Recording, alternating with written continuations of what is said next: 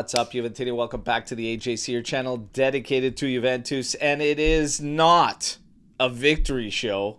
It is a wake up from the coma that match put you in show.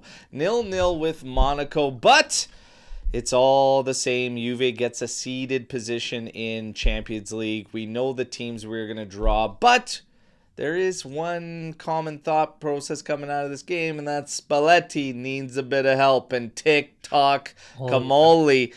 But we do have, surprisingly, quite a bit to talk about if you're talking about Spalletti, this group making a run in champs, the push for Serie A down the stretch. So there's actually quite a bit to tackle. I got Skanga with me. I got Mas. Fellas, how's it going today? Skanga, how's it going?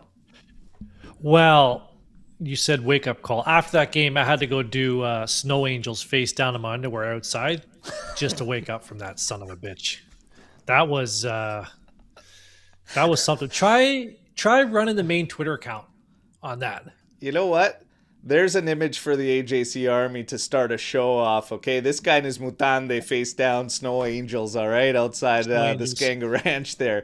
I think I almost lost my job because I was passing out on the job watching that thing on the side there on the little screen there. Disaster of a game to watch. But Mas, how you doing, brother? I was gonna say I'm coming down from that thriller yesterday. I'm just trying to calm myself because it was super entertaining. But yeah, no, it was that was something. That was something. That was something.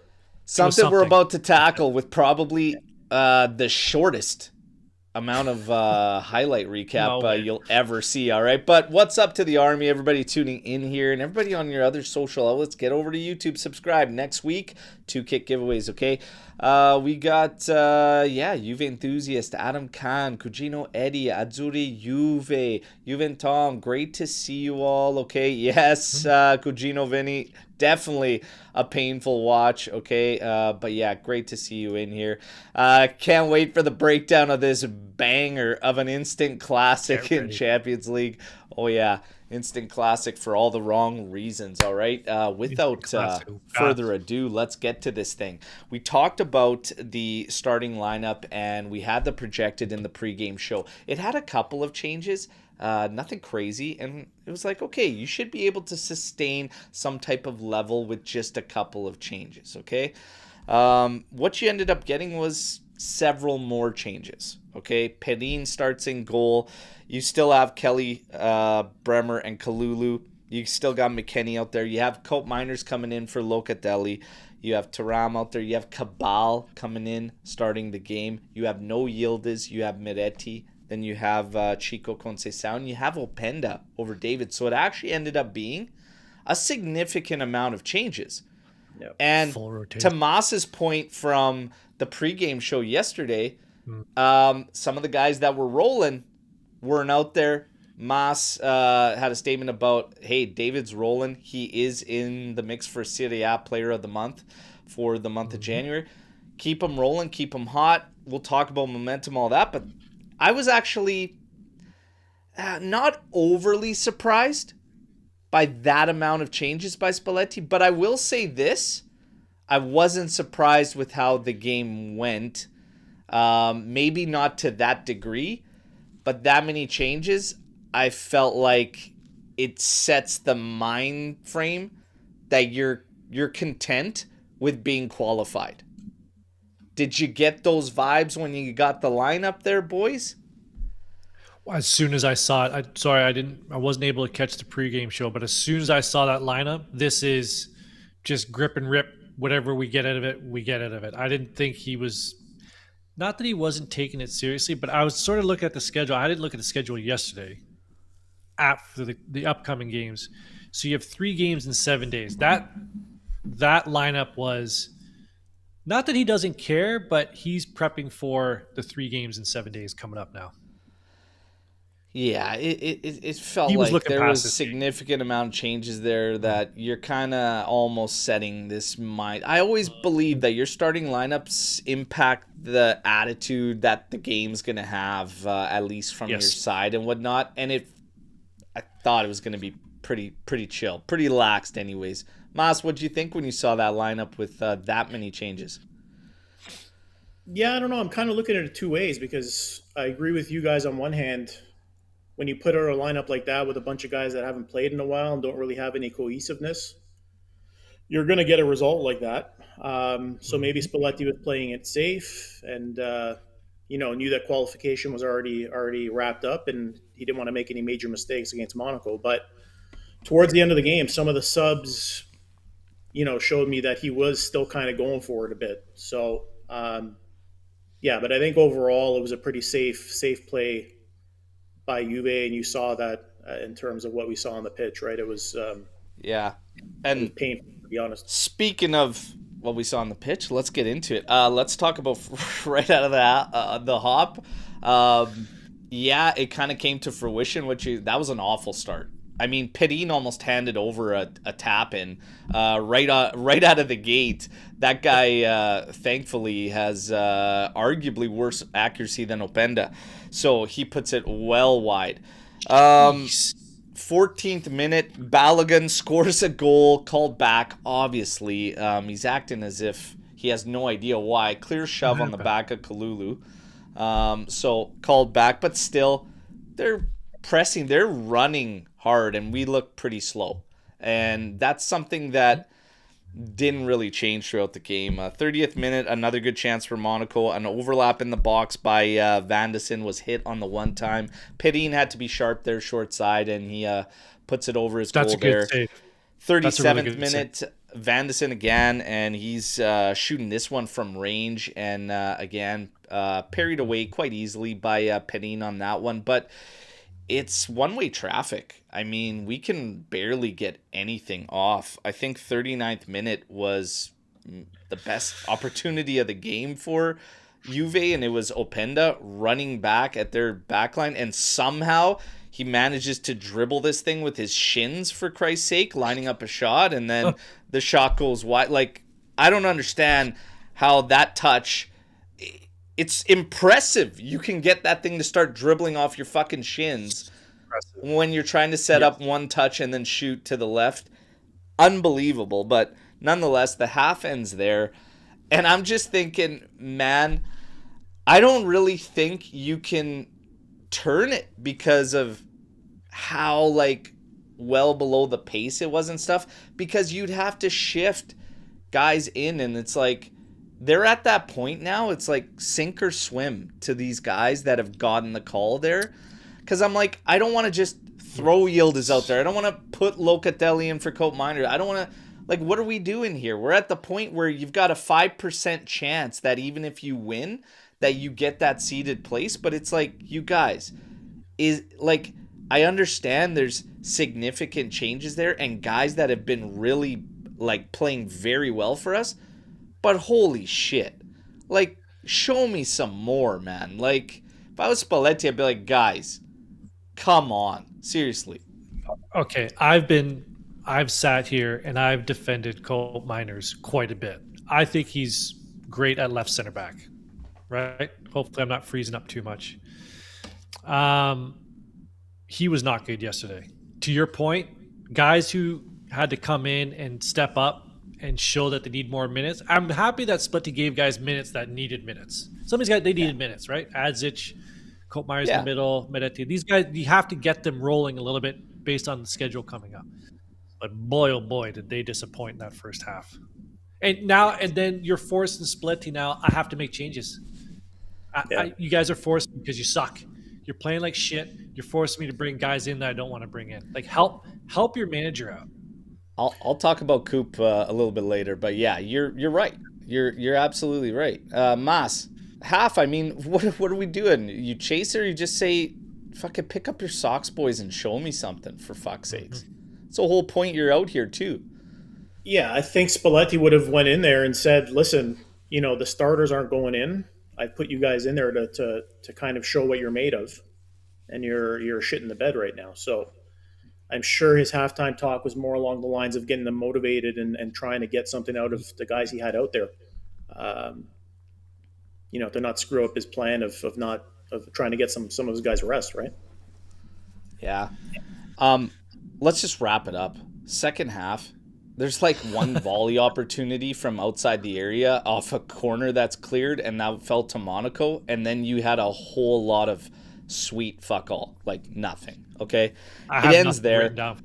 It's 0-0. It was the only Champions League matchup yesterday out of all of them that ended in a goalless draw. Okay, statistically speaking, yeah, I mean Juve finishes this game with 5 total attempts. And say what you want, yeah, we're missing those key guys, but like this is a Monaco side that is not having a strong season whatsoever. They're also missing players in action yesterday that help them. And it's just nowhere near good enough for these guys that repped Juve. 5 total attempts for Juve on 50% possession, even split in possession. And even that was surprising to me because we didn't really have the ball a bunch. At least we didn't do anything with it. So 2 big chances fell to Monaco on their 11 attempts. Yeah, that's ugly there. The ratings we'll pull up just for the sake of, because we always do. But Perrin with a 7.9 just because of the fact he had to make saves. Kalulu 7.1, Bremer 7.1, Kelly 7.2. These guys had to work because, yeah, that's the way the game went, and Monaco was on us. McKennie 6.8, Cope Miner 6.7. How? For what? That seems a little high to me. Yeah. Thuram 6.9, Cabal 6.9. Chico 6'3", Meretti 6'6", Openda 6'1". Okay, I'll leave it at that. It ends there. Guys, takeaways, thoughts. I mean, I'll kind of just say that it just felt complacent from the start. Like, we were fine with whatever happened. If you go guns blazing, you win. You got a 5% chance of getting in top 8 regardless. But you have a big stretch of games, difficult things, and I think that was on Spalletti's mind. And I know that he talks about being disappointed, and there should be disappointment with those players that stepped in. But at the same time, he took the opportunity knowing that you're most likely going to be in a seeded playoff spot no matter what happens, and that's what ended up going down. We are seeded. And yeah, I think it's like, here's a moment for him to answer some questions and maybe, just maybe, send that one little message to the office, one last little message to say, buddy, I need some help. Okay, I haven't seen any, but I would ask the question to you two. Does Spalletti take any bullets for this lineup and how he approached this game yesterday? Do you fault him, or do you you can? I get what you're saying, because this came up quite a bit in the post game. Is, are you okay with all of those changes? Do you think we should have attacked it more because of momentum? Momentum is the big thing. Because what I said in my post game, not a lot of people agreed with. I said I do have faith that when you have Yildiz starting, when you put David back out there, when you put Locatelli back out there, we will play the way we have under Spalletti again. There were some fans that were combating me, feeling like I don't have that confidence. And momentum is it's a tricky thing in football. Real. When you have it, you want to keep it. And that's Tomas's point yesterday about David. When you have it, you don't want to lose it, right? I don't know if I still fault Spalletti, because if you got to go out and win. Did we have enough to win on the pitch against Monaco? We should have. Of course. So I can't fault him. But here's the thing, guys. The next 2 Serie A games, if we were to come out with our starting 11 and they looked flat and they looked tired, we'd also be saying, shit, he should have, and that's if he would have started his starters in Champions League. We would have said, or we will say, he shouldn't have played his starters. You should have rested them. You can't win either way. Like, it's true. In this scenario, the fact that you were already qualified, he took the safe approach. Not risking injury, not risking any more yellow cards. That's one positive that came out of it. Right. And we came out unscathed, right? So it is. I mean, no injuries. I'll take that. And knock on wood for God's sakes. But I'll take that. I'll take the fact we are seeded. We do know our opponents. But yeah, I mean, these guys, you still have enough on the pitch to get more than 5 fucking attempts against Monaco, man. Come on. It's true. But this game was nasty. I saw the starting lineup, and then I got more agita when I saw what's with their stadium that the camera has to be a mile fucking away. Like the view, I'm like, can I get a few more pixels, please? Can we get a little closer here with the zoom? What the fuck is going on? It was ugly. It was ugly. It's a weird stadium, regardless. Just the structure of it. It's I don't know. And the majority of it empty too. Like it was just awful game. Awful game. I can't blame Spalletti. To Skanga's question, I really can. I mean, these guys, there's more than enough on the pitch there to be able to do some damage or show me something against Monaco. The other issue is whether you're talking about fatigue and you're talking about complacency that might have come from this whole series of changes that Spalletti went on. I always say the same thing, though.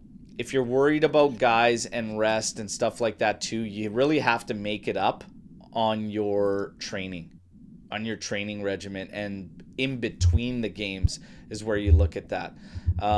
We have a depth issue. That's one of my main takeaways is the depth issue, okay?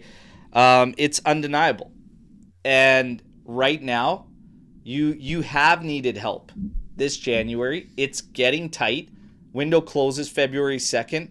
Days left.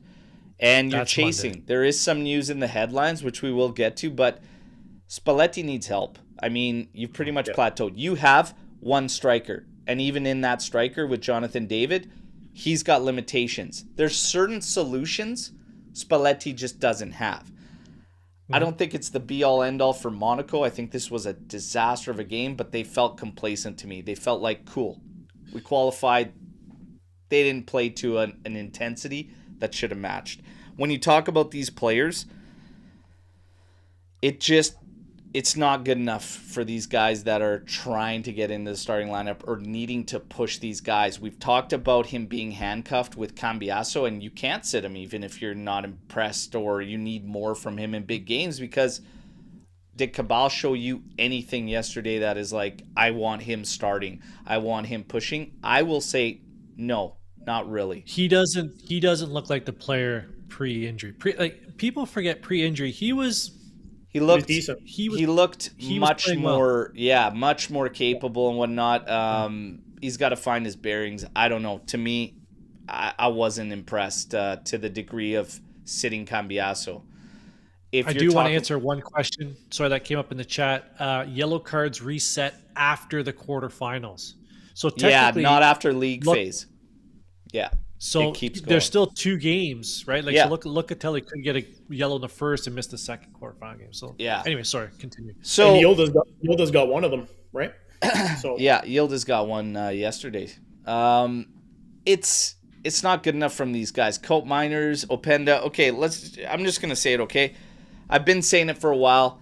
It's here. It's staring us dead in the face. Openda is a problem for Juve. Okay, he is a problem. 45 million euro obligation, whatever it is in that range, on a very easy criteria. It's almost embarrassing that our management would put a criteria in there that is finish in the top 10 of the table in Serie A. Really? Like, way to embarrass us just with that clause. But this is going to be a problem.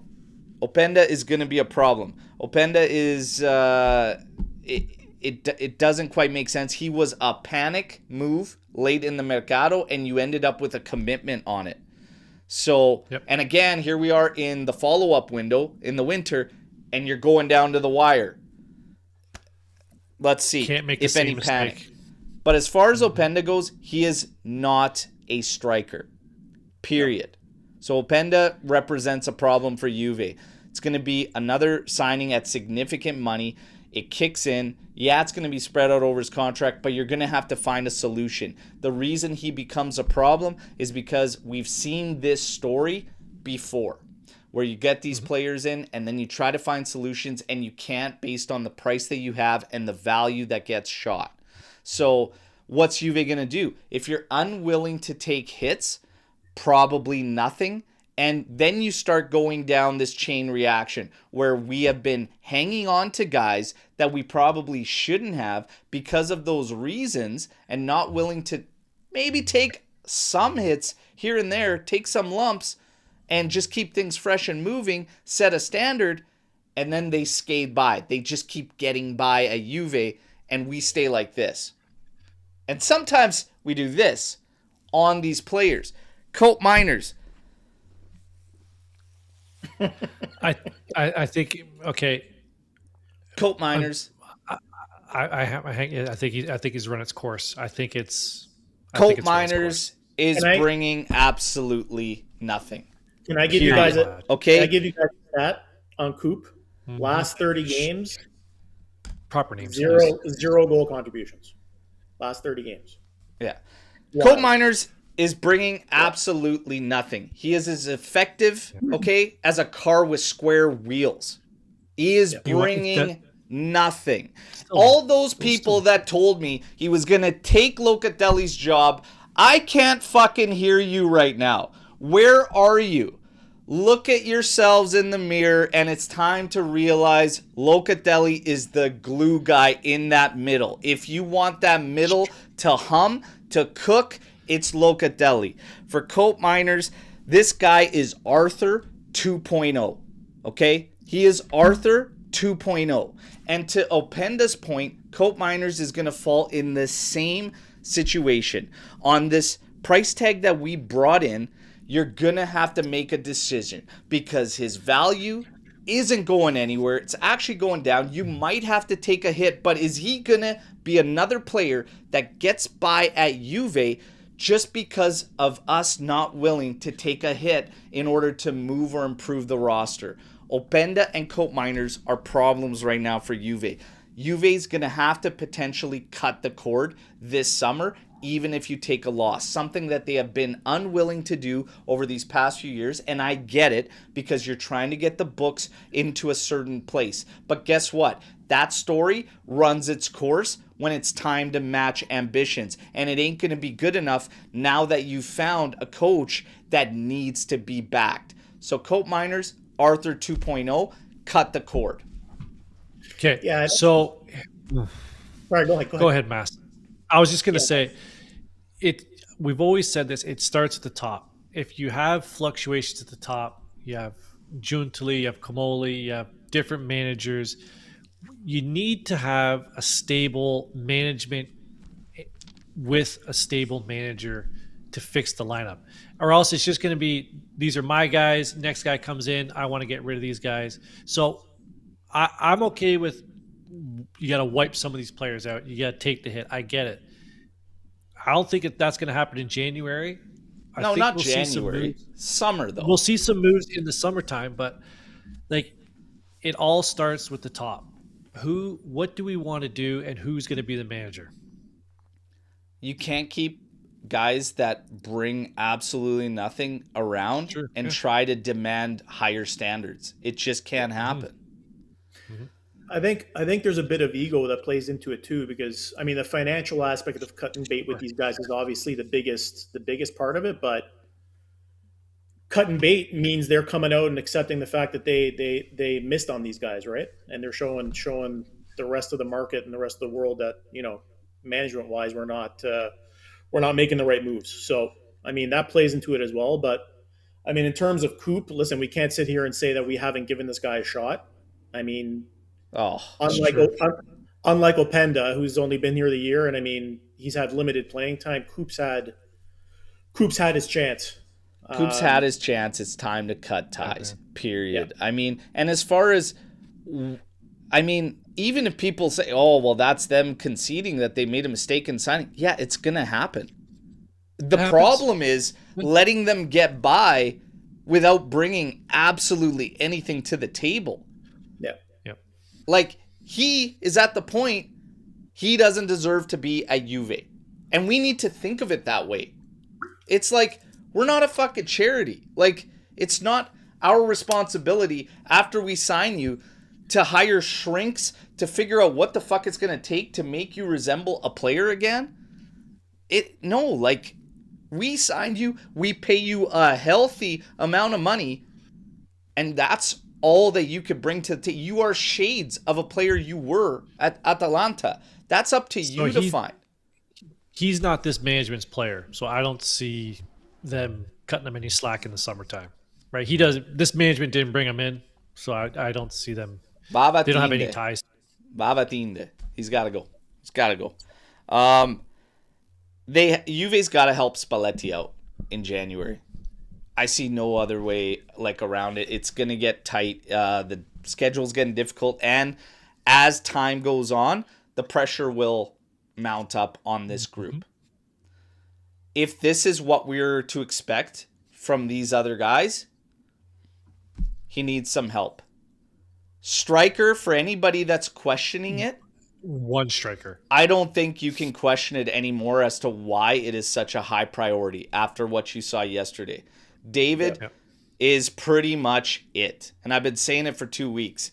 It's David over Openda by a long shot. Okay? A long shot. But outside of that, there's nobody. And Vlahovic ain't coming back till April. You got to get a striker here in these last couple days. You have to. On the outside, I think you need an outside player too, to be honest. You need a striker, and you need a fullback. Yeah. In the midfield, you got to pray and nothing happens to Locatelli because you have absolutely nobody else that can run it or dictate the midfield like he can. You don't. That's the reality. Yep. Yeah. That's the reality. And if I was in a pinch, I'll ask you this. If we were in a pinch, let's say Loca's taking a rest, got to do whatever. Who's your pick? Because Coop can't fucking do it, man. I would put McKennie in there. I think McKennie would have to orchestrate a midfield. No, he would just have. But there are some shouts for Mac there.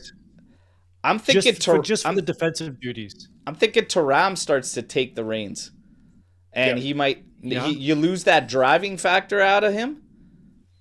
But man, Vice Locatelli in the summer, or somebody better that moves Locatelli to a bench option, which I'd take either or. But that's a big need. That's a big need for this team. I don't know if Thuram's a good enough passer to be able to fill that role, to be honest. How about Miretti? Yeah, you could do Miretti. You sacrifice defensive, prowess. Yeah. But as far as the passing, here's the reality. It becomes a group. You do it by committee. Yeah. Yeah. Gotta cover. But the problem is, if Coop's in that committee, that's what happens. It's unfortunately it's true.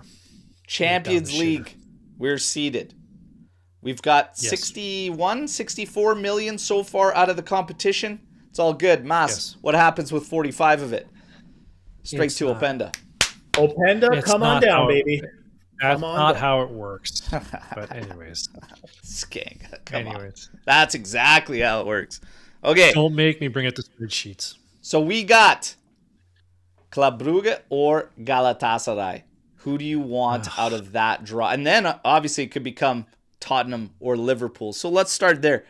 Club Brugge, Galatasaray. Who do you want Juve to face? Chat, who do you want? Galatasaray or Club Brugge? I don't even know the league that Club Brugge plays in, and I could give two shits. But I'll tell you right now, I don't want anything to do with the Turks. I don't want anything to do with the Turks at all. This is why I love Skanga. See? Club Brugge, I don't know who they're Belgium. They're from Belgium, right? Yeah. I think. Yeah. Okay. Belgian side. Yeah, I would agree. Is it a home game or what is it? It's home and away. It's playoffs. Yeah. Yeah, playing in Turkey is always a challenge. They're pretty vicious down there. But I would say these guys looking Ibrahim, revenge on Gala, revenge for 2012. Oh yeah, in the snow? Yeah, no. On that brutal field there. I would probably lean towards Brugge, to be honest. Just because I want to avoid the Turks. Bingo. I'm with Call me Mass. crazy, and many have, and many continue to, but I kind of want Galatasaray. And the reason is because I have a feeling that a part of what we saw yesterday is something that I've been leaning towards that we might see, and that's Juve playing better against better competition and against more of a challenge and avoiding letdowns. Give me Galatasaray. Give me Galatasaray. And That's fair. Give me fucking Liverpool right after. Give me Galatasaray, Liverpool. Call me fucking crazy. That's what I want. Listen, it's not a bad draw if we get through. I mean, Liverpool and Tottenham both are not doing very well in the EPL this year. So, I mean, they're both pretty good teams, but it would be good. It would be unbeatable. good to go back with Tottenham, though, and then give them the history of the Tottenham again with Chiellini there. By the way, if there is one positive out of yesterday, it is fucking cool to see Chiellini even in the suit and tie, like in the tunnel and shit around the team and stuff. Like, it is just still cool. Like, I love this guy. I hope the management and shit works out and whatnot. But yeah, of course, you're handpicking Brugge, Tottenham. But again, I have this feeling that we're going to see it. Juve will play better with bigger games, moments, and opposition. We might be in for some dips if we're expecting to win. I don't know. That's me. That's Interesting comment in the chat from my old friend Sori. Skanga is more interested in gambling than watching Champions League. You got that right, buddy. I have zero interest, absolutely zero interest in watching any Champions League game other than Juventus. Once Juventus, or let's just say they get knocked out, I don't watch 2 seconds of Champions League afterwards. Oh my goodness, man. My goodness. I do not give a shit about any other game in that competition. I don't give a rat's ass. Not even the final? Maybe I'll throw some. Nope. Skanga's really living up the Amici di Nessuno thing. Like, it's Juve or nothing. He doesn't give a shit about these guys, okay? There it is. There you go. Hey, there it is. Amici di Nessuno. It's awesome.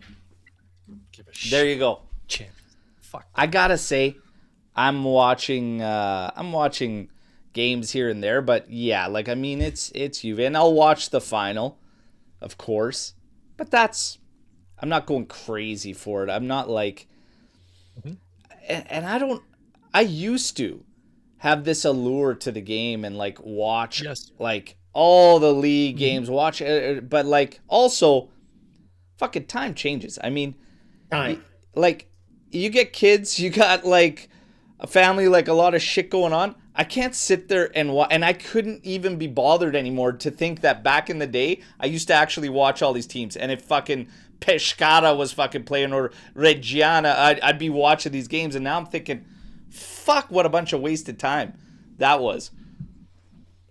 Well, you know how many times I watch? You know how many times I watch Juve games like at 11 o'clock at night just because I couldn't watch it live? Oh, I know. That's the way it is, man. I usually watch. I always watch the games twice. Last night's was simply for sleep purposes to help me fall asleep easier. So I just had it going again. Definitely didn't need to watch it again. And actually, getting to the ratings, back to the man of the match. Anybody who watched the entire fucking game, you are man of the match. Okay. Those teams should have put out a public statement to their both fan bases apologizing. And gifts should be in the mail because that was ridiculous. Can we talk about that? Can we talk about that Benfica game for a second? Wow, that was actually wild.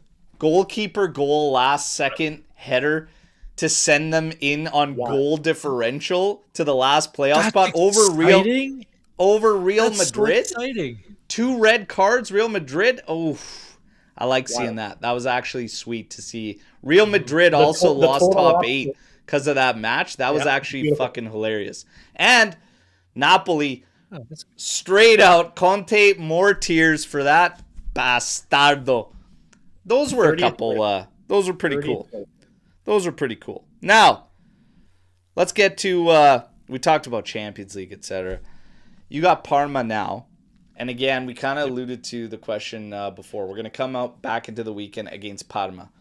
Do you expect it to be good, solid football, as we have seen under Spalletti, or do you think it's going to be a continuation of this now and a little bit of a struggle of a game, lesser opponent, no disrespect, trying for us to get back up to speed? Do you expect a sloppy match, or do you expect some solid football? We haven't had the post-Champions League hangover as much as we've had in previous years. Previous years, we played Champions League, bet heavy on the draw after. Made a lot of money that way. But if this was Inter this weekend, I'd had full confidence that this team's going to pick it up. Us this season with these mid-table teams, boy, oh boy, it is a toss-up. Yeah. It's a toss-up. And it's going to be... Bottom's bottom 5. We're screwed. Yeah, that sounds about right. I'm staying true that the fact that Yildiz will be in there, Loca will be in there, that it's going to be better. And I believe it'll definitely be better than what you saw yesterday. 100%. But will it still be a struggle? Potentially, because Parma, all these sides now that want to play a certain style, that's still kind of this kryptonite that we have to break through. It's one of the few trends that we haven't really crushed. We've done it in a game here, in a game there, but we haven't truly crushed it. We've broken to what Skanga's point is. He's kind of right. Like, there's no real letdown, and when you need a bounce back, we've been able to do that and not let bad results slide and skid. Like, we haven't fallen victim to that. But we still have to crush that, like, kryptonite and find the breakthrough there. So it could go either way, but I definitely believe it's going to be better than what we saw yesterday, like, hands down. I expect a tight game there. Mas, what do you think? Yeah, Parma's never easy, right? So I don't expect us I don't expect us to go in there and blow them out. But I feel like Spalletti's done a really good job in terms of, after a bad game, coming back and really having the guys prepared to go. So I'm predicting a win, but I don't think it'll be easy. That's for sure. So they're 2-4-5 at home. Draws? So 2 wins, 4 draws, 5 losses. Way too early prediction. 1-0 Juve. That's what I'm going to go with. Already, Tight way too early. I'll say 1-0. 2-0. I'll sprinkle some Chicotti on that too, but I'm going to say 1-0. All right. And yeah, Ibrahim, I get it. The 5-0 win. But the reason it didn't crush it, because then you fell 1-0 to, like, Cagliari. So that's right. You didn't crush it because you got to do it on the like, you have to be able to find that rhythm. Yeah, that's right. So now Spalletti's had a good sort of, he's not way up, way down, right? There's still a right.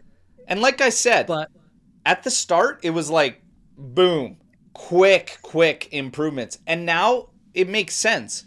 When you fix that much, when you correct that much in the game, now it's a lot more challenging because now the gap is going to be so minimal in the improvements, right? So you are going to see this kind of plateau a bit now, and we're just looking, but has he plateaued? Will he not be able to do anything more unless he gets some solutions in January? That's the question everybody's wondering, right? I think I'll still stand firm. It was a bit too much for changes yesterday. Yeah. Or it was like, hey, he could have just pointed at the press box or the suites, because I think Elkin was there yesterday, and be like, hey, look what I got out here. Look at this. You want me to do what? I would have actually put McKennie as striker and played fucking Joao Mario on the outside, the right, just to fucking get Openda as a striker. Just it ain't the fact that you left him out there for that long. What did he play? 80 minutes? Something like that. You gotta believe that maybe that's what he was doing, right? Yeah, it wouldn't surprise me. Hey, we'll see. As far as the help goes, before we even get into that, Yildiz, because I see a lot of comments, and there was a lot of comments on the recap video that were saying still a side that is so dependent on Kenan Yildiz. Yeah. Do you believe that's the number one reason you see such a struggle, is that Kenan Yildiz, because people are saying even Chico is super ineffective without Kenan Yildiz on that left side? Do you still see a side that is heavily dependent on Kenan Yildiz? I wouldn't say heavily, not as heavily as earlier in the season, because we've seen some goals come from different guys in different ways recently. But he definitely is still the straw that stirs the drink for us. And when he struggles, it seems like we kind of drop off a bit, for sure. I just think when he's on the field, he draws attention, even if he struggles. So I'll disagree a little bit with Mass. Even when he struggles, he's still drawing 2-3 players, which opens up the field for other players. So just him being out there, heavily dependent on Yildiz, almost. I'd say almost yes, we are heavily dependent. Yeah, I'm kind of somewhere in between, because it's like you can't deny the attention that he brings. But if I'm going to single out yesterday's game, I feel like I can't, because how often have you seen the left side operate with Thuram, Moretti, Cabal? You fucking haven't this season. Not once. So that's going to create a factor where it's like, okay, if you had opportunities to rest Yildiz in games and try Moretti there and try and bring some on the left side, but Cambiasso has played a massive amount on that side. Guys get used to things, right? These players get used to one another and how they're operating. I think that's a big part of it. We have seen games, if you're going to make the comment that Chico is also ineffective without Yildiz, well, we have seen games where Chico has been strong and Yildiz was not in there, and he still did his part. I think I'm somewhere in the middle. Heavily dependent. It's close. Yeah, it's close. Mm-hmm. I think the argument can be made that we're dependent on Locatelli as well, right? As much as people don't want to believe it. I would say we're more on him, to be honest. You see more of a pronounced drop-off when Locatelli isn't playing versus when either he starts or when he comes in second half or whatever it is, right? It's totally different. Yeah. Yeah, in my old age, I've given up being a student of the game, because I got way more other shit to worry about. But I don't get why people don't appreciate what Locatelli does for this team. Like every game I run the main, I see people out there just saying Locatelli is this, that, and the other thing. I don't get it. It goes back it's to almost like we're watching a different game. I don't quite get it. It goes back to my rank the masses yesterday on the top 5 underappreciated list. It's guys that don't always show up on a stat line, aren't making YouTube highlight videos. Yeah. Guess what? You got a highlight video guy in the team right now, Zhagrova. How's that working out? The guy can't even fucking get fit. Right. For God's sakes. A lot of the younger fan base, they put a lot of stock into players like that now, right? Like my son, he basically judges his favorite player based on some of the highlights he sees on YouTube. That's just kind of the way it is. If you don't want to put the time in to see what he actually brings to the team in terms of stats and in terms of a lot of the things you can see on the pitch, then that's what you're going to get, unfortunately. I've always defended Loca, always, but it really turned for me. It turned for me even more when he came out in that interview after missing the Azzurri call, and he got booed in a fucking preseason friendly. He got booed by our fans in our stadium, which is fucking mind-blowing on its own. Nonetheless, the immediate interview after, and he says, yeah, it's fine. I didn't make the Azzurri call. He goes, I'm just going to focus on myself, going to put my head down, work as hard as possible, and focus on my game. My priority is bringing the best version of myself so that Juve can win games. There is very few through this period of time that has been able to take the accountability that Locatelli does and has. And with this guy wearing the armband, he starts to set the tone. He started setting that tone. That interview was over a year ago. And he's done nothing but improve since that interview. He's gotten better and better and better. To the point where he is literally right there, neck and neck with Luka Modric, who is a phenomenal footballer. Has certain qualities that even Locatelli doesn't possess. But Luka's right there with him in the league this season. Statistically, eye test, it's all there. If you want to look at other players, they need to follow that lead of accountability. Because even the big money man, the by far highest paid player, Dusan Vlahovic, every interview he had through struggles, it was something about tactics with the national team versus playing here. It was always something. Fucking own up. All the players need to own up. As far as a leader, Locatelli even lacks things, okay? He even lacks things as a leader. But he's probably as close to a true captain that you actually have on this team. Hard to argue. The sad thing about Loca is even if he's able to sway some detractors over to his side, it's only going to take one mistake on the field for those guys to go right back to hating him. Oh, yeah. Which is a 100% miss. Yeah. Yeah. There is again, some Storm the Barns in here that we are going to get to talking about that. But yeah, the Loca thing's wild. I'm going to give you some of the headlines that we might tackle before we get into Storm the Barn. So apparently, João Mario is a situation to watch. There are teams interested, and Juve's potentially going to be pulling the trigger and making a move. Something has to be said about that guy not getting minutes yesterday. If he can't get minutes in that circus yesterday, I don't get it. Like, what has he done? Or what has he not done? Yeah. Jeez. Right? It's wild. Xerxes, still an alternative for Juventus in January. What year is this? Is this 2026? Manchester United would have to be open to the idea of a loan until June. Something that Man City has not been in favor of up to date. So, Kolo Muani, the Spurs are in talks for Mateta. And if they land Mateta, it would open the door for them to release Kolo Muani, and then we could try to work on a deal. Guys, it's very tight here. Very tight in the window. Running out of time. I got something here. What is this obsession with fucking Kolo Muani? I don't get it.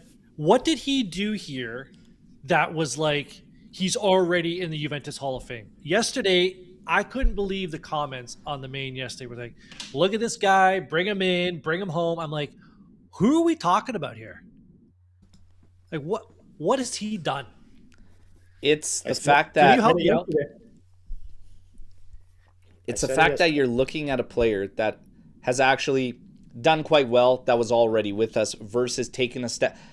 And Nesri or Kolo Muani? Come on. Like, I'm just saying. Skanga, I'd fucking sign you right now and get you out there over Nesri, okay? You've got... I get it. Mateta, that for me, Mateta was a pretty ambitious move. I would have liked Mateta coming in because we don't have a guy like that. And I even raised the question. I like Kolo because he'll actually create more for himself like he did with us.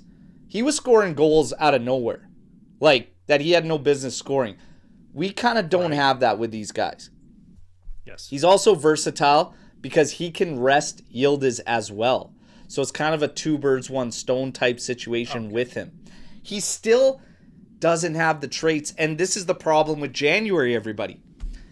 You start getting into these situations where it's not going to be your main man, and that's why you don't commit to guys that aren't your main men. Because if now all of a sudden you're looking at Xerxes, well, Xerxes kind of like having another Jonathan David out there. Very similar in style of play, hold up, etc. Like, he's not your true typical big man. He's like a false nine, which is very similar to David. So, again, long term, no, not really. Right now, does long term take precedence over just getting a striker in? For me, no. You need a striker. Find somebody. Yes. Like, find somebody. I appreciate all those comments. I'm just saying, this son of a bitch went ice cold for the last 4 months he was here. He started like a bat out of hell, but then he was ice fucking cold for the last 4 months. What the? Bring him home. Go take a shit outside, bring him home. Like, what are we talking about? Like, we could use him for 4 months. I get it. But the bring him home? Get the fuck.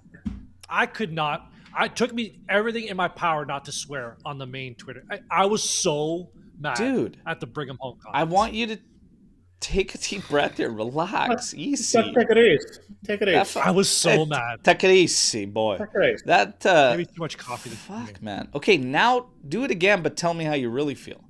Yeah. Like, easy, man. Yeah, we could use him. We could use him for 4 months. Yeah, why not? Sure. Bring him in. Hey, I will say this. In the summer, there were people that were willing to say, get on that 50, 60 million for Colo, and I was like, that's a little bit much, because he's a streaky player. He's a streaky player. To Skanga's point, like a baby's diaper. I mean, 0 goals in 15 or 16 appearances with Tottenham this season. It's not exactly, if anything, the value comes down. Jump on it. Sorry, what was Here's that? what I say. If there's any player you're going to commit to, if you're Juve, ask Spalletti. This is the one thing I say. If Spalletti says, I want Colo, and make it permanent, then do it. Because let's just work with our coaches one goddamn time. One goddamn time. Because even when Max was here, Max was just given, hey, buddy, these are objectives. You're getting Timothy Weah. Woo! All right.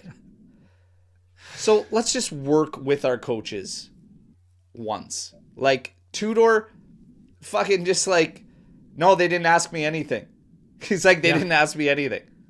Never invited to a great strategy. Great strategy.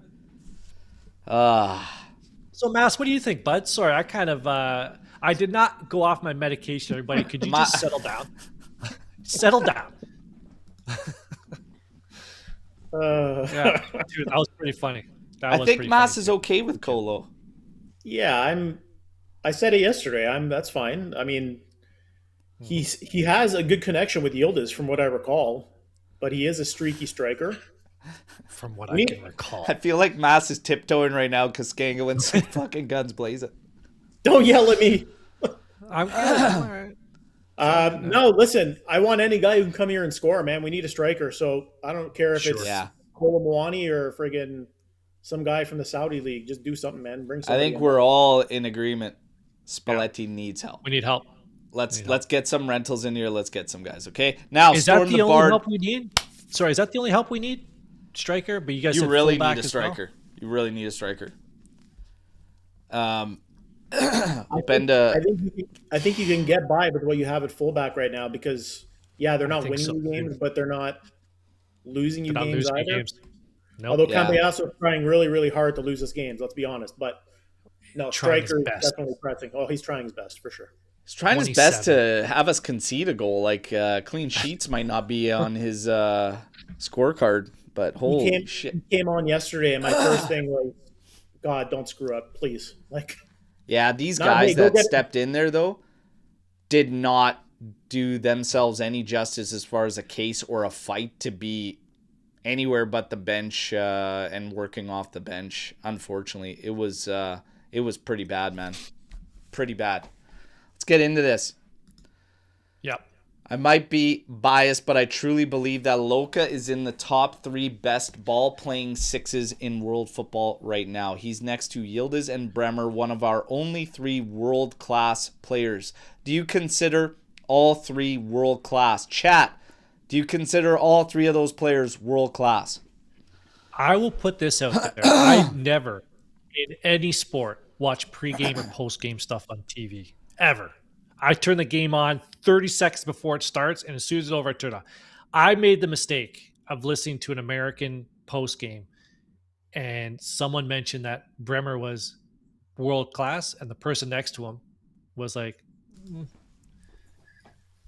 about Bremer. Lost it. So that's why, again, I don't watch TV.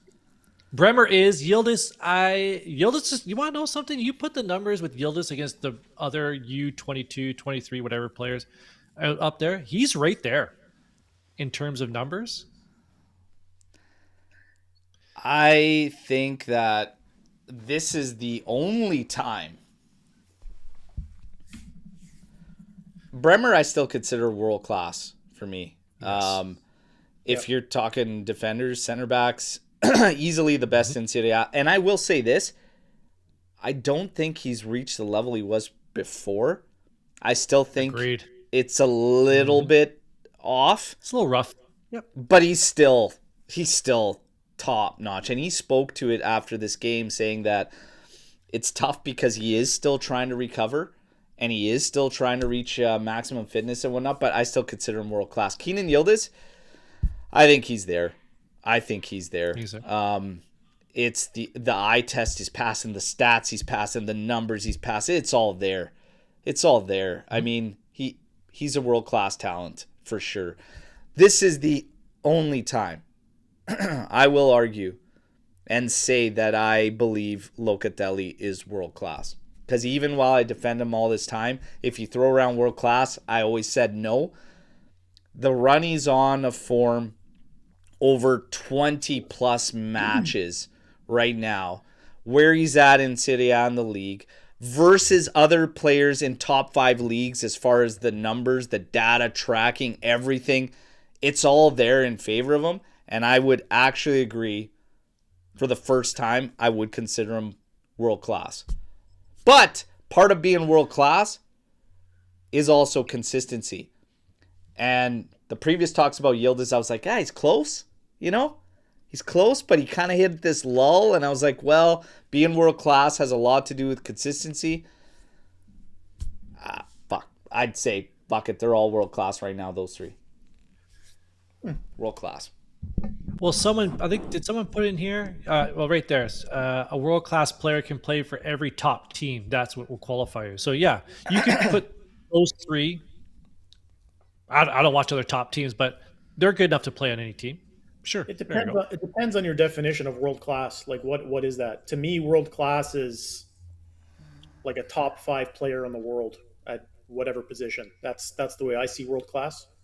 Well, no, because you can't just say there's only 5 world class players at one position. See, that's not true. And even if you want to use the team argument, a player could still be world class. Doesn't mean he automatically walks into Real Madrid starting 11 because, that doesn't make him world class.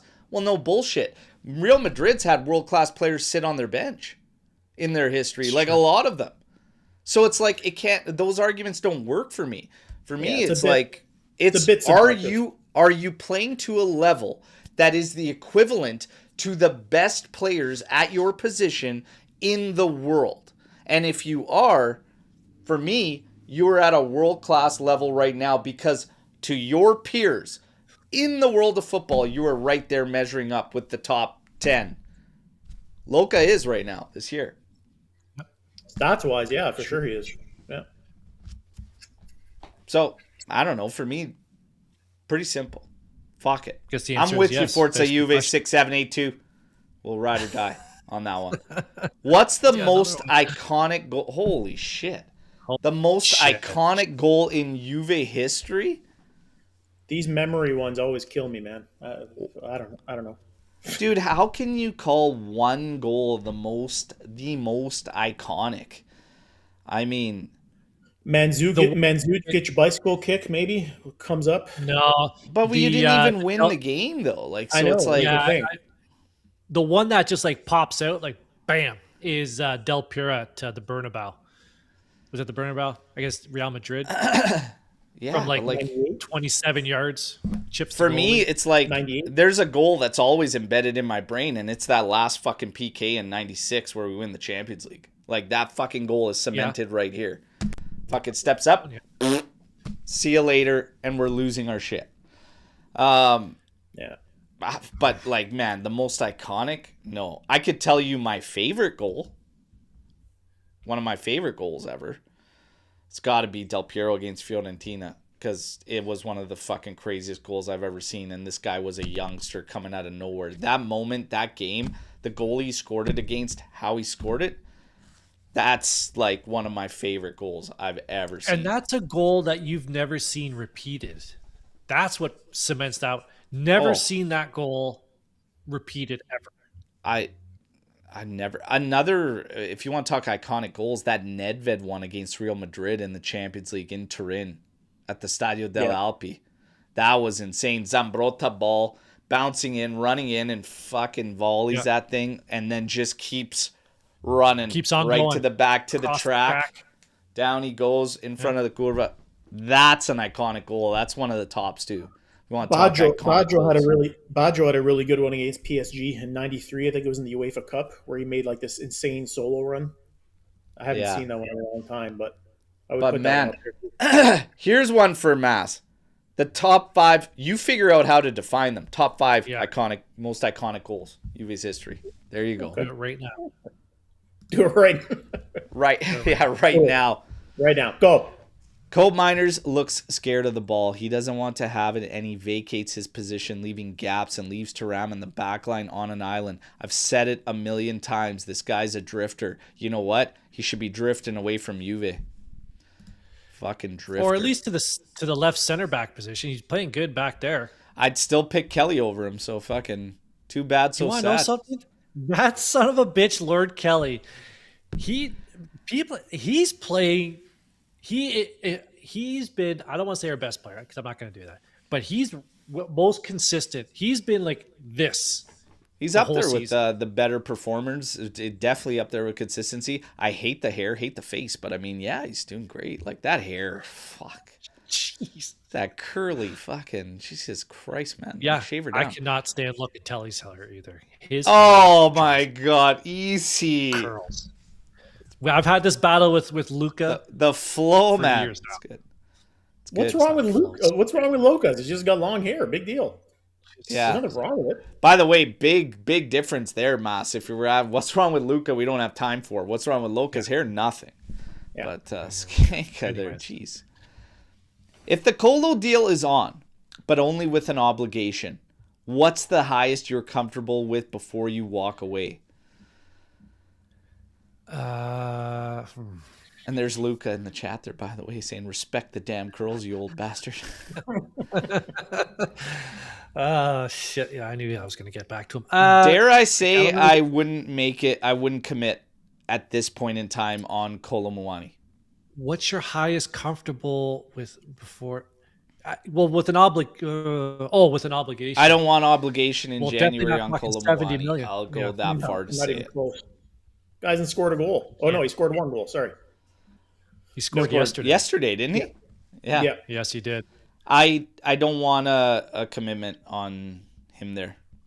No. I don't want a commitment on anybody from January. Now, that sort of backfired on us a little bit with Vega. Like, if we had a commitment with him, fuck, that would have been. For the sake of the question, if I had to throw a number down that I'd be comfortable, it's probably somewhere around 30 or 35. 20 million tops. I'd be with Skanga 20 probably. 20. The guy has how many goals this year? 2? PSG ain't fucking. No, of course not. No. Okay. Crystal Palace have bought a new striker, Strand Larson. Is this guy a bad guy in an old Stallone movie? Strand Larson? He was in Dynamite. That's what that's. That the bad guy from Cobra? Strand Larson. Oh my God, Cobra. That was a great movie by the way, Cobra. Marion Cobretti. Cobretti. Used to start for Wolves. It looks like they're getting ready to let Mateta go. Yeah. Now all of a sudden you heard it because we went through the headlines. Mateta's in play for like Tottenham, etc. Like all these teams are going back. I think Juve kind of, I don't know. I don't think they're going back in all of a sudden. They kind of did, but they still, it looks like Palace is pushing for obligation. So there you go. Strand Larson. What a name. Strand Larson. All right. I like it. As a bench player, you're pumped up if you're put in for an important game. When it's a no-pressure game, your position in the squad is reinforced, a backup, and psychologically, it's a battle. I mean, look, man.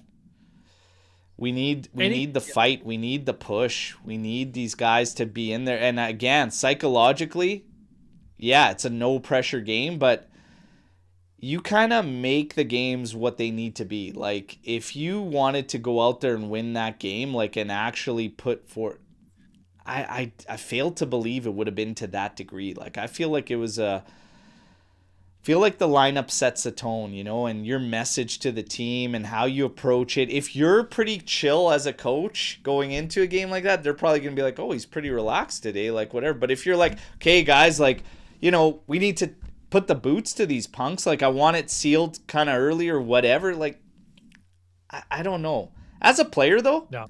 it ultimately comes down to you have a job to do. Do your fucking job. Okay. Like, I told this to my kid the other day who's 11. Wherever you go, you are always being judged. But in whatever you do, someone's judging you. You always got to do the best in whatever you do. Sports, school, you know, friendships, whatever. Always be at the top level. I don't care if you're on the bench all season, you come out and like, oh, it's a psychological thing. You better fucking perform. It's your time. That's your job to go out there and perform and do better than the person who's ahead of you in the lineup. yeah. I'm not taking and that. never You gotta play complacent. Like, there's always somebody that's going to come along that's going to want to take your spot, take your place. In Like, anything. Whatever you do, put 150% into it, or don't do it at all. Like, it's just like it's that simple. It could be said that that's one of the big problems with this team, right? There's not enough depth to be able to push some of the starters to actually elevate their game. Yeah, well, Unfortunately. we talked about it. We said That's the a good point. depth is starting to come around. You got this young kid, Adzic. A lot of talk about him and him refusing to actually move and take a loan. I said that's a bad decision. And it doesn't help Juve any because, you know, outside of that Inter match at the start where you're like, holy shit, maybe this kid could help the cause. Maybe he's got, you know, some mojo there. Well, fuck, I will say this. His minutes have been few and far between to try and get any momentum like that or whatever. And it's been a mishmash positionally, sometimes midfield, sometimes further advanced. He's not going to get anywhere like that, and neither are we. And neither is Spalletti. That's part of the problem. That's one of your depth guys. João Mario. This guy might as well not even fucking exist. I'm pretty sure there was a cardboard cutout on the bench of him yesterday. That wasn't him on the bench. It was a cardboard cutout. Since Tudor left, the minutes have been next to nothing Zero. for João Mario. These are our depth options that we're looking at as a team. That's a problem. That's a problem for Spalletti as well. Cabal has got a long way to go. A long way to go. Meretti was doing one of these where he was on an upward trajectory, and now all of a sudden he's starting to look lost again. The past couple showings haven't been good for him. So it's figured out. Locatelli, you have no alternative. Period. Nope. Gleison Bremer. Gleison Bremer, you don't have an Lloyd Kelly slots in there. And bless his heart, does whatever he can, but it's... I'm starting to think if João Mario is an actual person. Like, is he an actual human being? Or you know what was wild in the AJC Army chat today? Someone pulled it up. I believe it was Frank the Tank there.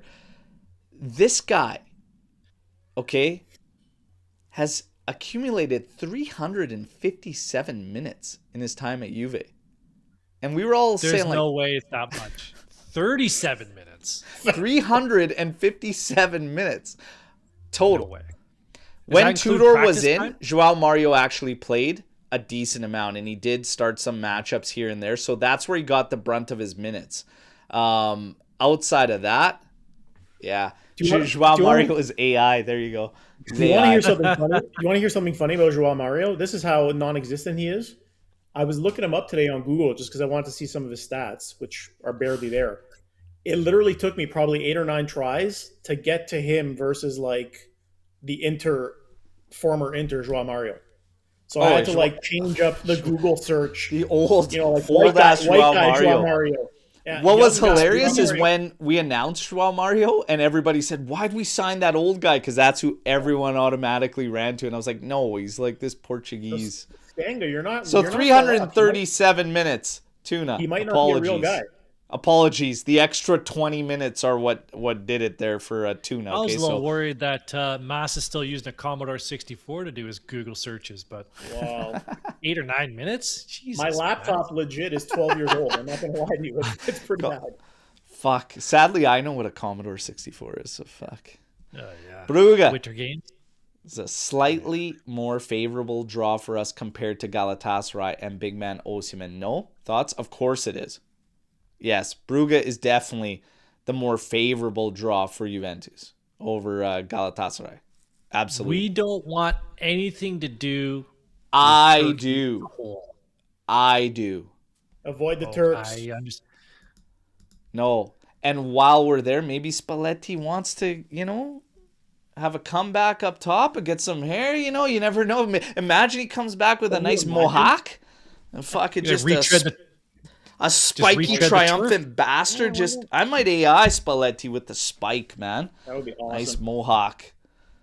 Yeah, we can get, Gatti's probably kicking himself because he would have saved on travel if he would have waited for the Champions League draw. And if we got Galatasaray, we wouldn't have to pay for his trip to get over there to fix his hair.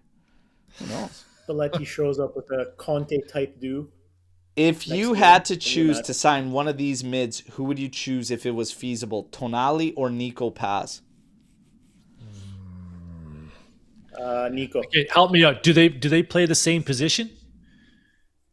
What? Well, Nico Paz is more of an advanced mid. He's like a throwback to like a 10, like a real 10, and Tonali is your prototypical box to box. That could also play as regista.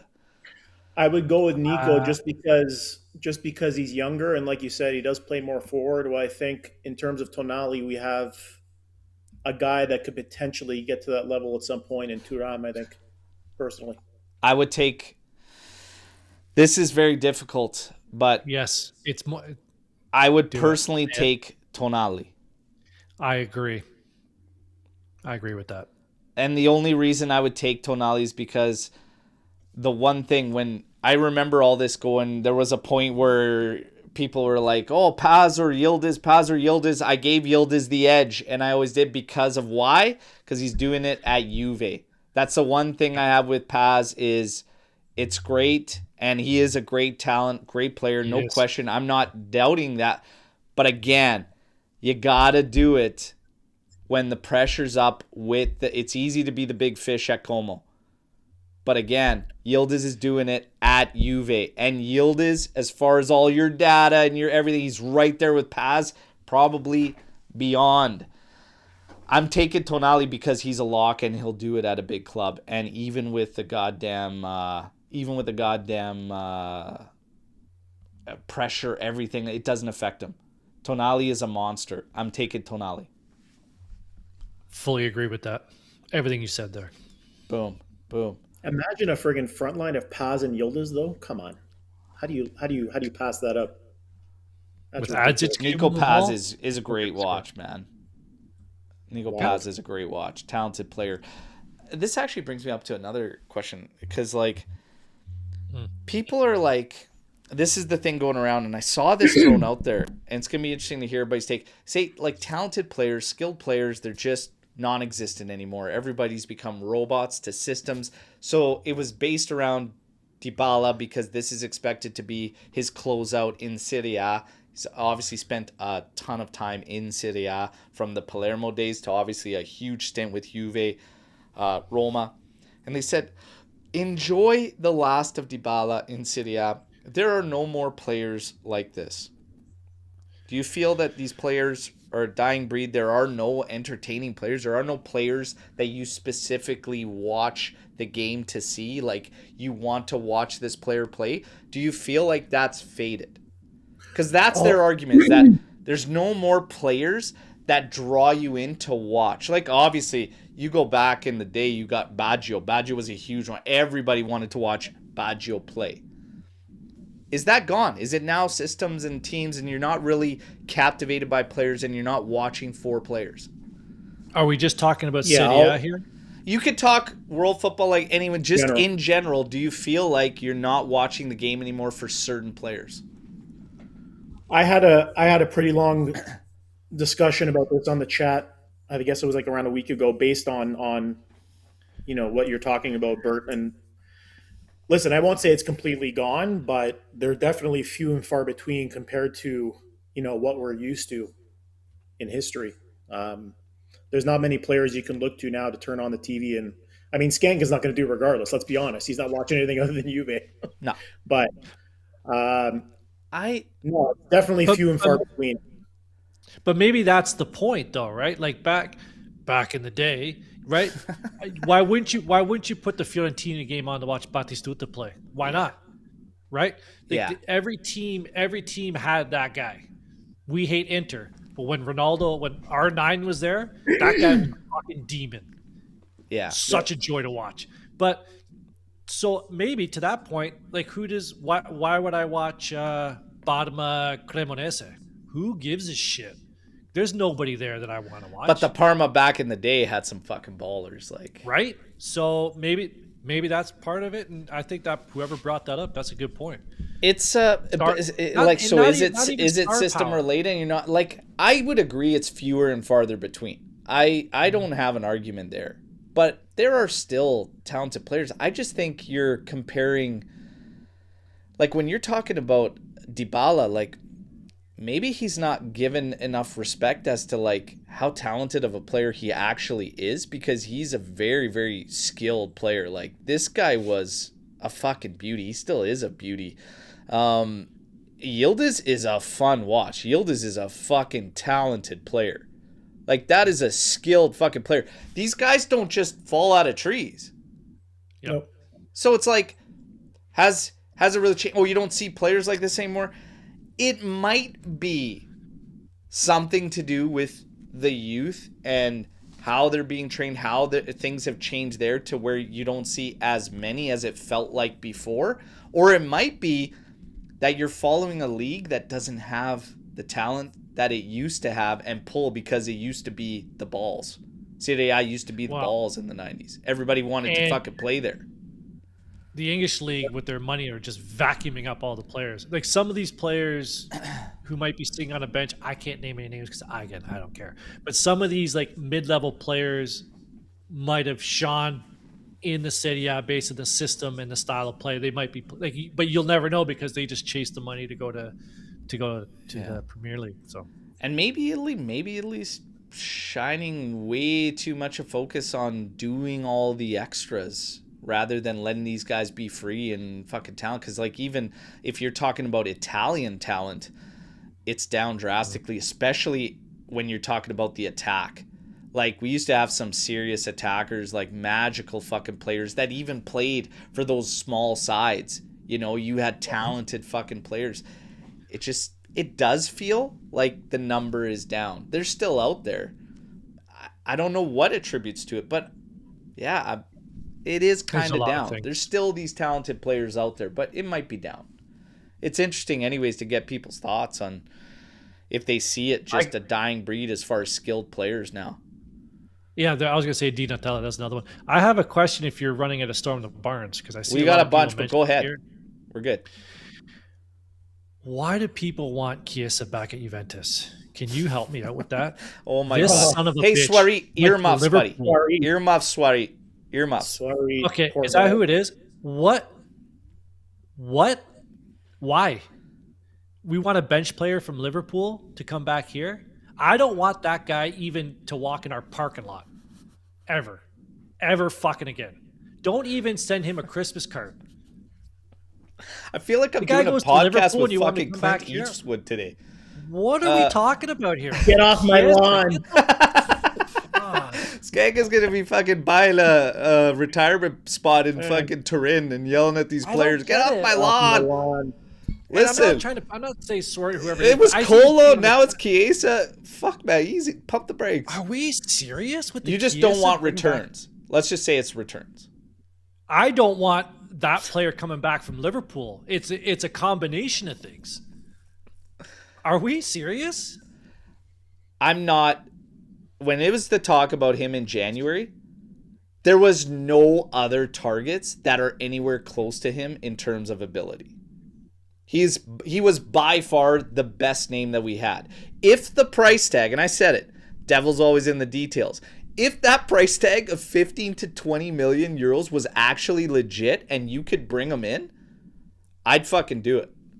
But again, I'd have that motherfucker say some words about what the fuck went down and how he played games and shit. To that, I kind of feel like I don't want him back. Because he played that contract bullshit, ended up getting fucking, okay, you got close to what you wanted, but you had to bail out, you had to leave. You were knocking on everyone in Italy's door after repping Juve. Like, I get it.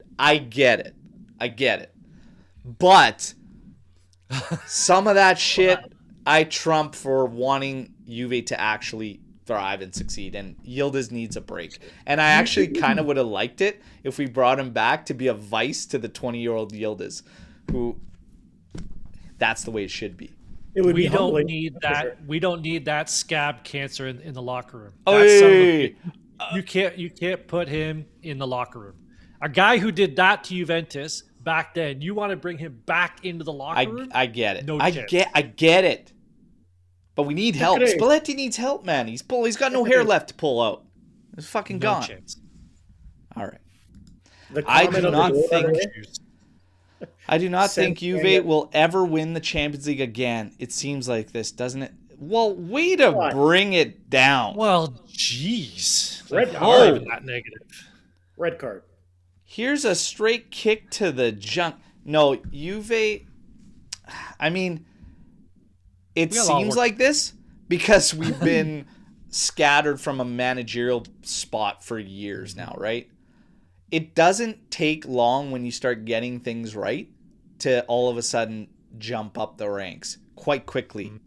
I will say that. So, no, I'm not going to say that we will never win the Champions League again. And I hope for everyone that has never witnessed it that you do get to see it because it is fucking epic. And 96 was just something else, man. Something else. So I hope you all get to experience, hopefully sooner rather than later, and hopefully multiple times. Okay? I am not in the comments. My hands are right here. I am not in the comments, by the way. I don't have a burner account there. Jesus. Name your top 3 players you wish we signed earlier in their career than we did. Mine was Pirlo, Ronaldo, and Tony. Luca Toni. I definitely would throw... Oh, my God. I mean, it's hard not to say that you wouldn't want CR7 earlier. Pirlo. I thought we got Pirlo at a good time in his career. Like he was they sort of outcast him at Milan, and he like completely turned his career around with us. I would have liked him for longer. I'd throw Tevez on the list. I would have done more Tevez younger and for a longer stretch of time. You probably come away with something a little bit more. I'd go Tevez on the list. Di Maria. Pirlo, Di Maria. I've always loved Di Maria. He pissed me off so much at Juve. Treating it like a fucking vacation, man. He's my Clint Eastwood. Get off my fucking lawn player. Evra. I like the shout for Evra. Yeah. I like the shout for Evra. I like that. Luca Toni, man. I was a big Luca Toni fan. I like that shout from Charles, man. But I would definitely throw Tevez in there personally for me. Even Mandzukic, to be honest. Give me I can see that, Manzu. Yeah. Yep.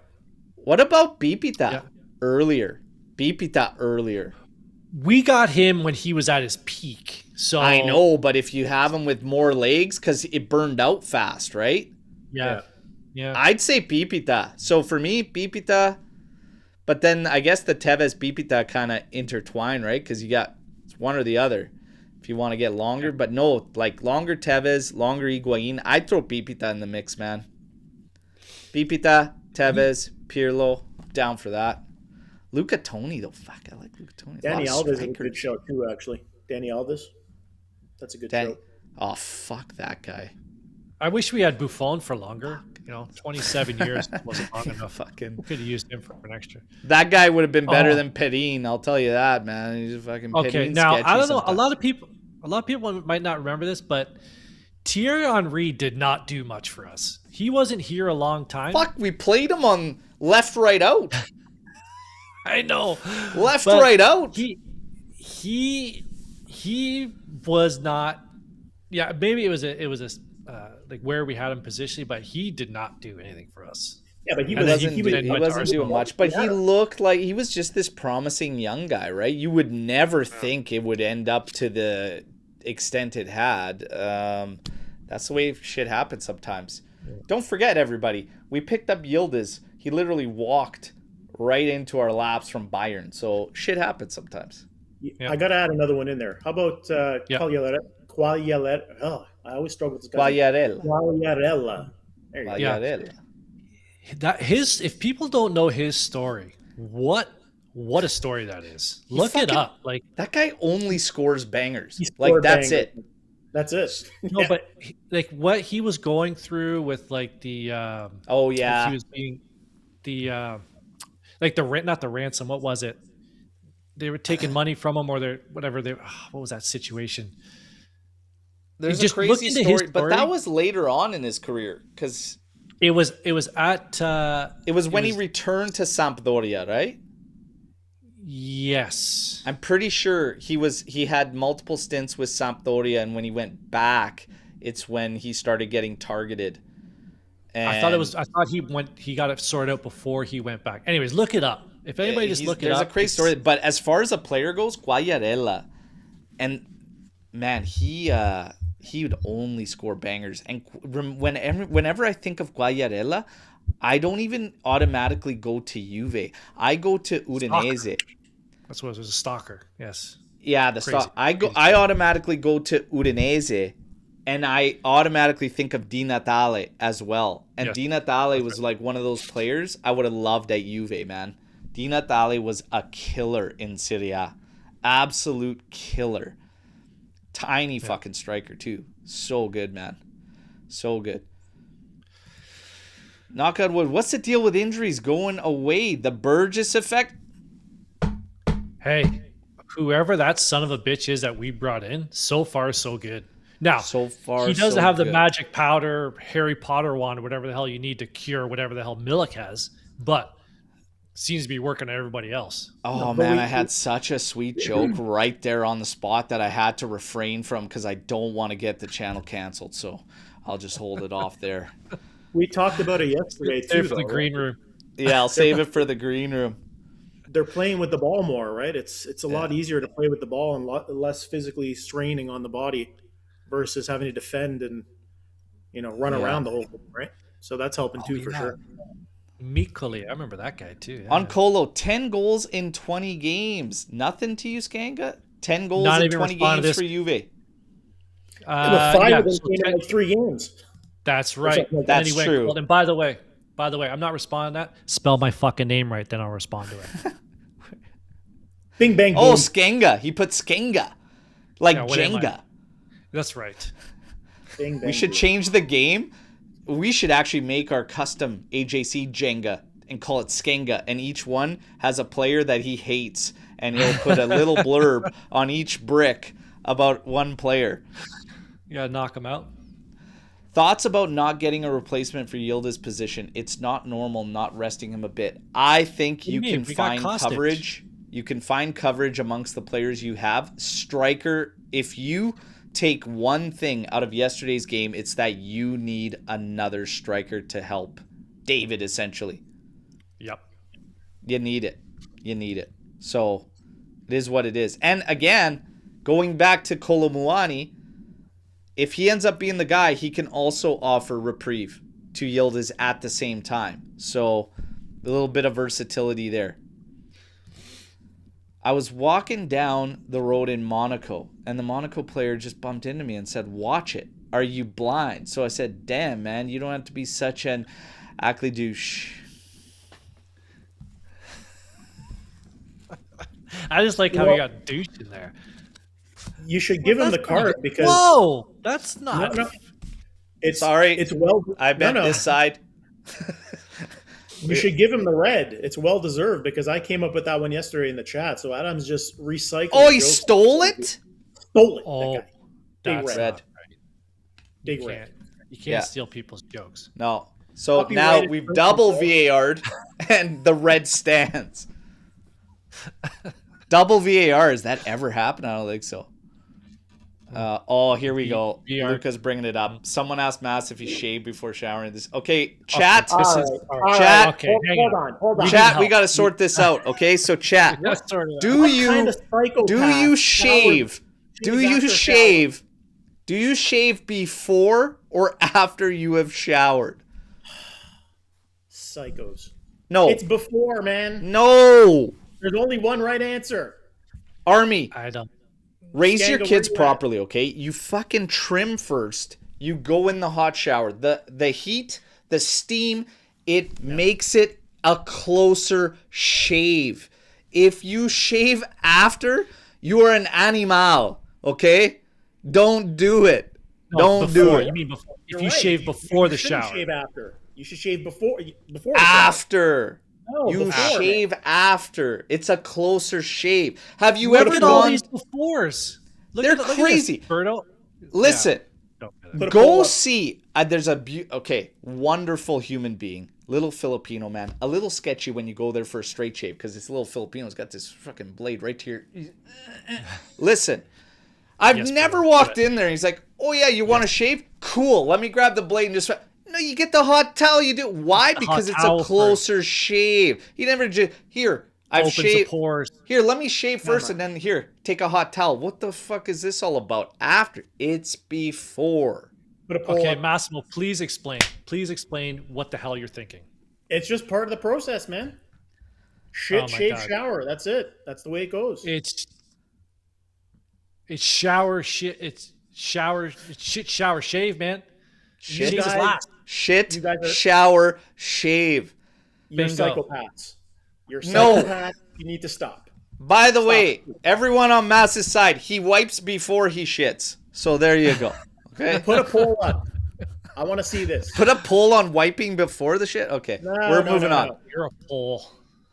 You guys Who's the better matchup for you, Brugge or Galatasaray? We've been over this several times, Trimboli. Brugge. But I want Galatasaray. Look at these. Where's Adam's joke of the day? Oh, you saw it in there. Straight red. Chiesa is only a bench player because Slotolini hates him for no reason. Even when he was the club's player of the month, he hardly got any minutes. All right. Yeah. Why did Adam get a red card? Because he's a con man. Hey, that's good. Adam Con man. Not bad, Brute. But guess what? You're still getting a fucking yellow, buddy. Okay? You're still getting a yellow. Guys, hey, we ended there. That shave thing, man, that really escalated things in here. Got heated for a while. Skanga's been like Clint Eastwood on this bitch the entire day, but I had a lot of fun today. A lot of fun. Really? Guys. I've been so angry today that it's made me hungry. That's how angry I've been. I'm actually starving now. Got my stomach acids all brewing. Dude, sometimes that happens to me at work. I start like just getting sharp and direct, and then I look and I'm like, oh man, it's already 12:30. That's why I gotta eat. I'm getting hangry. You can have your panino. Yep. Man. But guys, a lot of fun today. Look, we gotta find out if this was in fact just a complacent performance, if we can in fact pick it up. Some fans feel like, you know what? You may have let momentum slip. I don't think it's going to be the case once you get the regular guys in there. And at the weekend, we're going to have Parma. That's got to be 3 points. We are away from home. We are strong at home.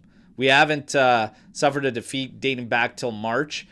But we got to find a way to get these wins. We'll see what type of match Parma's going to deploy against us. And if it's going to be one of those kryptonite matches. I don't think it's going to be an easy one. I don't think it's going to be smooth sailing. If you want a prediction, Skanga might be on the 1-0 and I might be on the same train of a tight one there. But ultimately coming away with the victory one way or another. We need the win. Champions League, we'll find out the draw soon enough. I believe it's actually tomorrow. So tomorrow we'll find out who the first victims are going to be and who takes the day. For the weekend, we've got your match day live coverage, and yes, there's going to be a watch along. All right. Thank God I didn't do one for yesterday, because all you would have seen is me snoring. That's all you would have gotten. So, hey, let's get back to the weekend. Let's see some goals. Skanga, Mass, absolute pleasure. Everybody in the chat, drop a like. If you're tuning in on other platforms, get over to YouTube, subscribe. Okay. We gave like 2-3 kits away this weekend. 2 kits this week, and it wasn't even the actual January giveaway. That's coming up next week. Peace. Talk to you soon. As always, no matter what, fino alla fine. Forza Juventus. Ciao tutti. Set the tone.